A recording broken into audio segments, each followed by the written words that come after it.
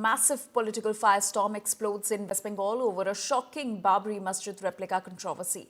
RSS chief unleashed blistering outrage, slamming suspended ex-TMC leader Humayun Kabir for erecting this provocative structure that's igniting communal tensions across the state.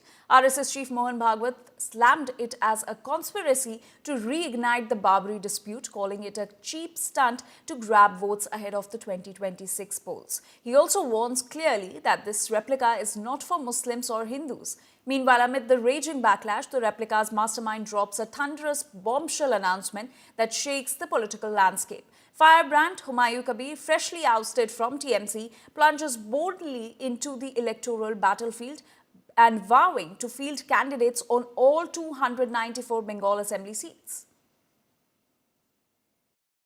ये एक झगड़ा चल रहा था, अंत में कोर्ट के हवाले कर दिया कि भाई आप निर्णय करो।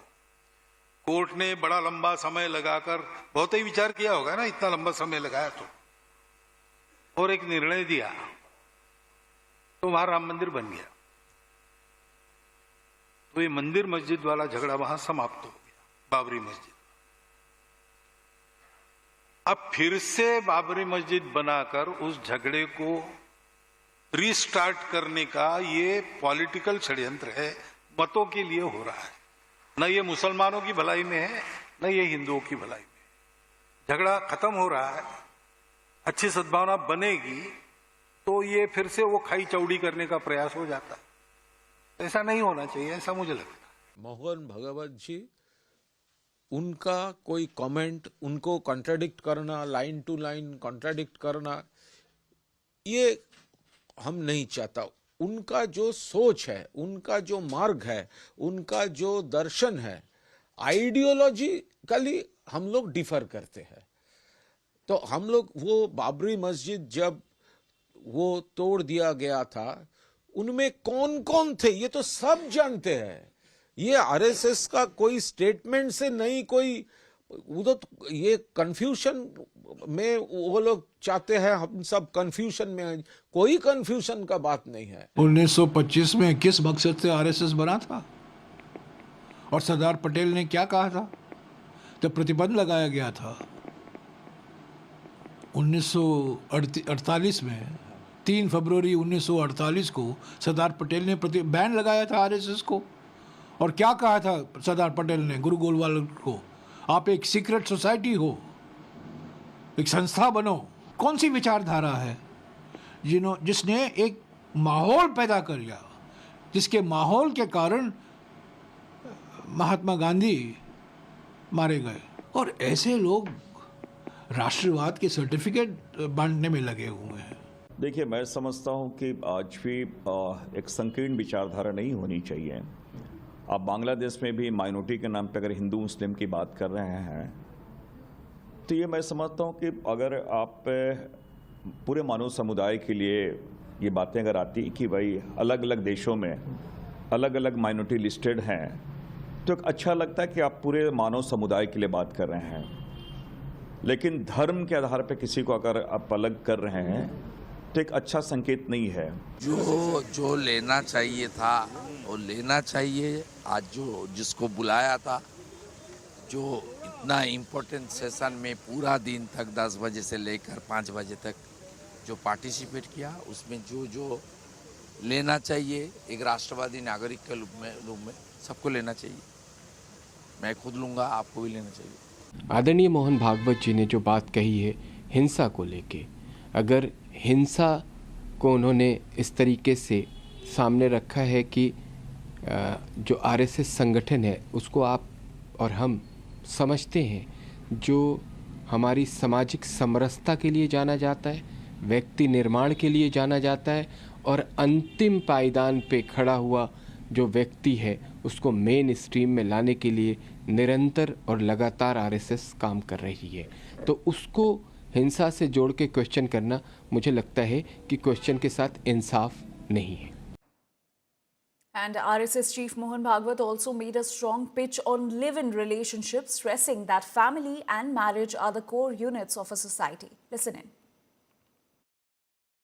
जहां तक महिलाओं की प्रवृत्ति, विवाह न करना वगैरह वो सारी बातें हैं, एक लिव इन रिलेशनशिप वाली बात है। देखिए, आप जिम्मेवारी लेने को तैयार नहीं हो, ये ठीक नहीं।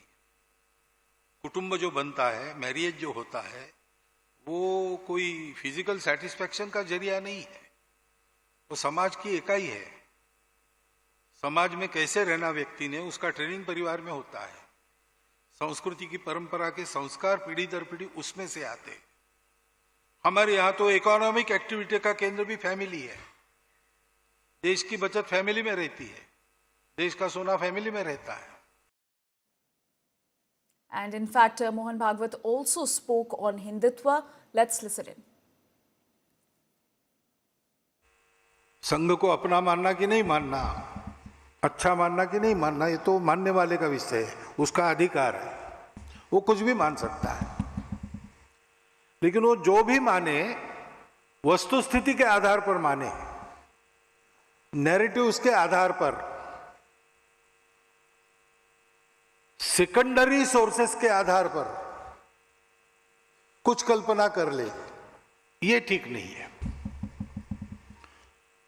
तो सबको संघ के बारे में वस्तुस्थिति बताने का काम हो गया।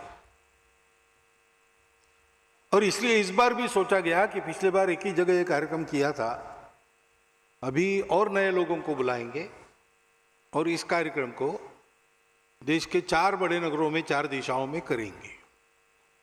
विश्व में भारतवर्ष की जय जयकार हो, भारतवर्ष विश्व गुरु बने, तो भारतवर्ष के समाज में वो शक्ति पैदा हो और उसके कर्तृत्व से भारत ऐसा बने। और विश्व गुरु बने तो बनने वाला भारत ही रहे,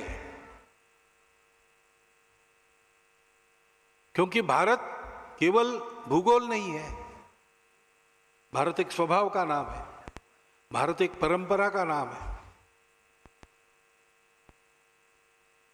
तो वो परंपरा, वो स्वभाव कायम रखते हुए भारत विश्व का गुरु फिर से बने, इसके लिए भारतवर्ष के समाज को तैयार करने का काम संघ है। संघ किसी राजनीतिक उद्देश्य से नहीं निकला, संघ किसी की स्पर्धा में नहीं चला है, संघ किसी परिस्थिति की प्रतिक्रिया में नहीं शुरू हुआ, और न ही संघ किसी के विरोध को मन में लेकर खड़ा हुआ। ये संघ हिंदू समाज के संगठन, उन्नति और संरक्षण के लिए चला है।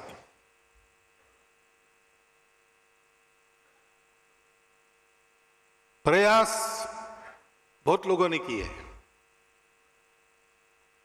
1857 में ब्रिटिशों के खिलाफ अपना एक संघर्ष हुआ, देशव्यापी संघर्ष हुआ, परंतु हम लोग उसमें हार गए।